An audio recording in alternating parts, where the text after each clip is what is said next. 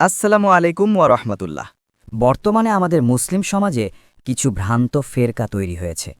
তারা অনেক হারাম বিষয়কে নিজেদের অজান্তে বা জ্ঞানের স্বল্পতার কারণে হালাল বানিয়ে নিয়েছি। তার মধ্যে অন্যতম একটি হল গান বাজনা। অথচ আজ থেকে ১৪০০ বছর আগেই আল্লাহর রাসূল সাল্লাল্লাহু আলাইহি ওয়াসাল্লাম ভবিষ্যদ্বাণী করে গিয়েছেন। সহিহ বুখারী শরীফ হাদিস নং ৫৫৯০।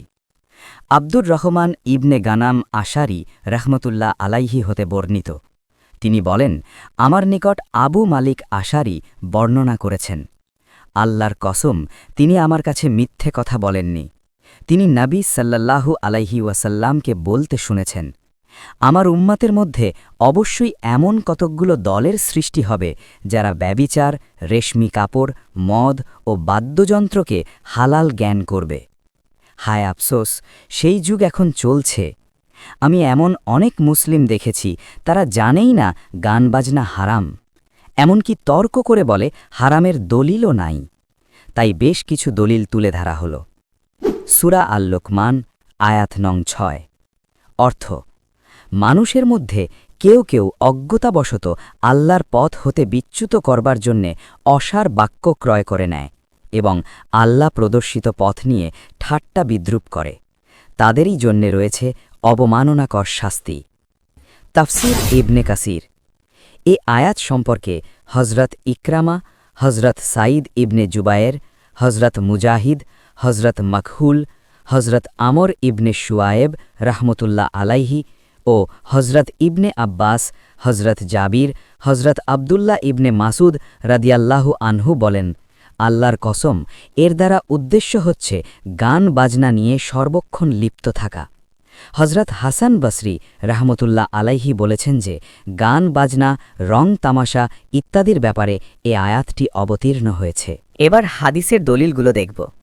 সুনানে আবু দাউদ শরীফ হাদিস নং ৪৯২৪।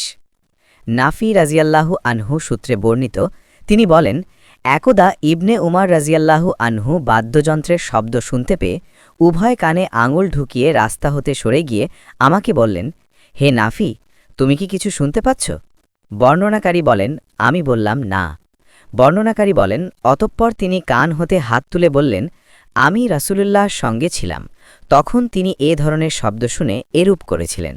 সুনানে আবু দাউদ শরীফ হাদিস নং ৪৯২৭।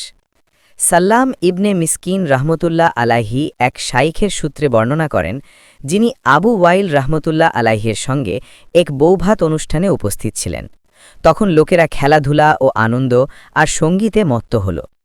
আবু ওয়াইল রহমতুল্লাহ আলাইহি তার হাত দিয়ে নিজ হাঁটুদয় পেঁচিয়ে ধরে বললেন, আমি আবদুল্লাহ রাজিয়াল্লাহু আনহুকে বলতে শুনেছি, আমি রাসূলুল্লাহকে বলতে শুনেছি যে নিশ্চয়ই সঙ্গীত অন্তরে কপটতা সৃষ্টি করে।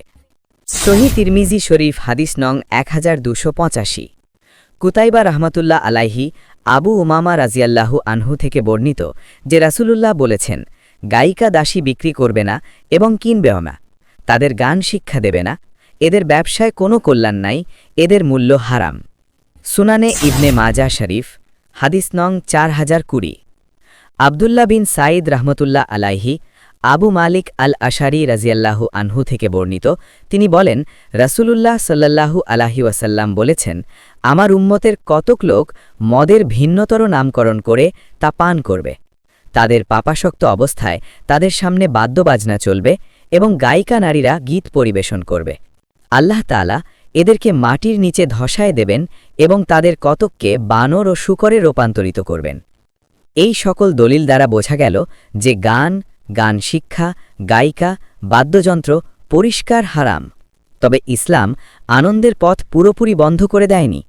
বিয়ের অনুষ্ঠান বা ঈদের মতো বিশেষ খুশির দিনে কোনো বাদ্যযন্ত্র ছাড়া কেবল দফ, একমুখো ঢোল বাজিয়ে চারিত্রিক ও গীতিধর্মী যা গাওয়া হয় তার অনুমতি কোনো কোনো হাদিসে পাওয়া যায়। আল্লাহ তাআলা আমাদের সবাইকে ভ্রান্ত ফেরকা ও ফিতনা থেকে বেঁচে থাকার তৌফিক দান করুন এবং পবিত্র কোরআনের পথে চলার শক্তি দান করুন। ভিডিওটি ভালো লাগলে এবং অন্যদের সচেতন করতে শেয়ার করার অনুরোধ রইল। জাযাকাল্লাহু খায়রান।